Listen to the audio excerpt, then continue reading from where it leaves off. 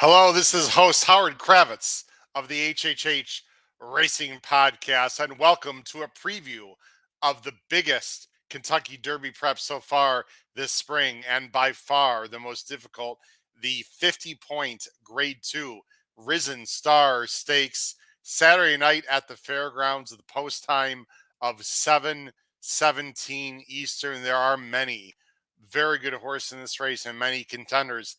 Let's take a look at the field presented by Equibase on the screen. As you can see, it is a 12 horse field. They're going a mile and eighth. Of course, it's restricted for 3-year-olds. It is a $400,000 purse. This race is going to be led by the Moyline favorite. Now, the Moyline favorite, the Moylines are not up on the screen as you see them, but I do have the Moyne lines, and we'll be talking about them throughout this short preview. The favorite's going to be the number 11 Track Phantom Moyne line, 7-2.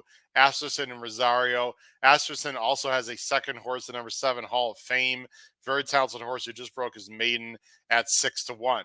There are many other talented horses in the field, like the number 4 Sierra Leone for Chad Brown and Tyler Gaffleone, a $2.4 million buy. This horse finished a very good second in the Remsen, is a very popular horse right now in the Derby futures. You're also going to have the number 8 Catching Freedom at 5-1 Moyne line for Brad Cox, coming off a win on New Year's Day at Oaklawn, and the number 3 Anna Marie at 6-1, ridden by Rafael Bejarano, who won at Churchill Downs in November. So this is a very talented field. We're going to go ahead and take a look at the PPs right now and talk about race flow and my prediction of who's going to win this very important Derby prep on Saturday. The first thing I want to do is take a look at the Timeform pace projector on the right side of the screen.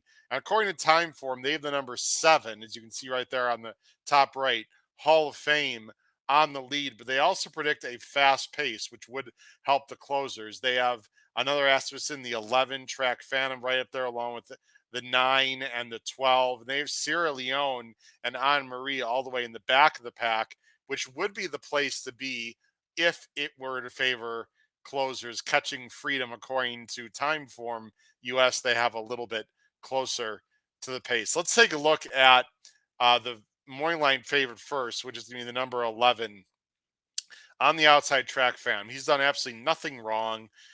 5 for 5 in the money. He's won his last 3. He's done it well, but he's been doing it on the lead.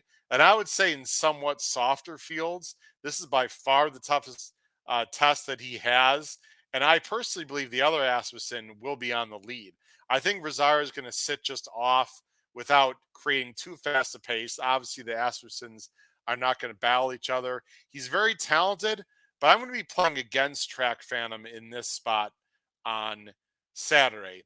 Another very talented horse is the number 4, Sierra Leone. I mentioned the $2.3 million purchase. Puts blinkers on. I'm thinking that Chad wants to be a little bit closer. I don't think he wants to be closing from all the way in the back of the pack like he did in the Remsen. He's not raced since December when he got a 91 buyer and a 112 Timeform rating, which puts him squarely in the mix here, if not one of the best horses in this field. You can also expect some improvement being a newly turned 3-year-old. I expect him to be a little bit up closer and really come running in the lane to be a factor when it's all said and done. Let's talk about Anne Marie, the 3 for Bejarano. Whitworth Beckman, a fantastic job with this horse. He's been off for a while. He's been working very well.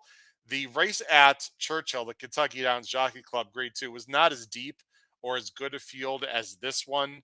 He's going to have to really step up his game, but he's a talented horse who needs some pace in the race. Another closer, Catching Freedom. Won the Smarty Jones. He's a little bit goofy in the stretch. Took a little bit of time to change leads.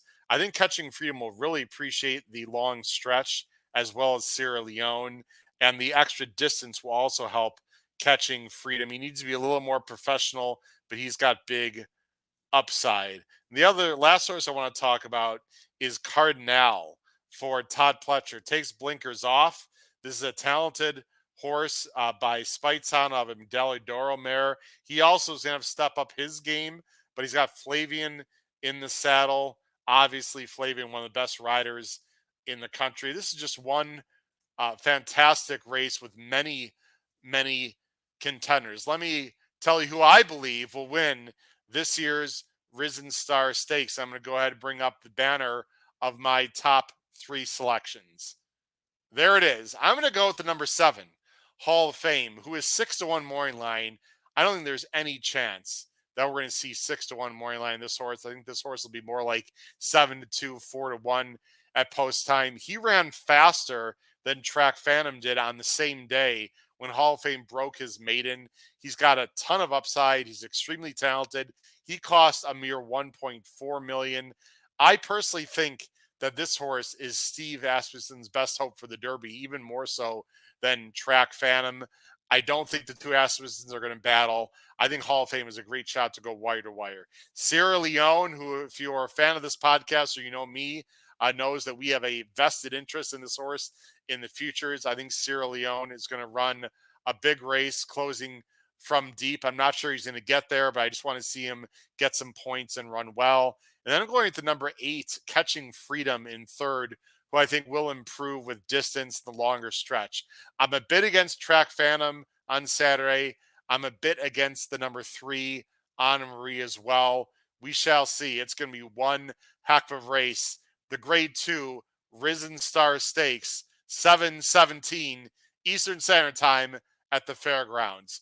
Crush your bets in the Risen Star. Take care, everyone. Good luck. Bye-bye.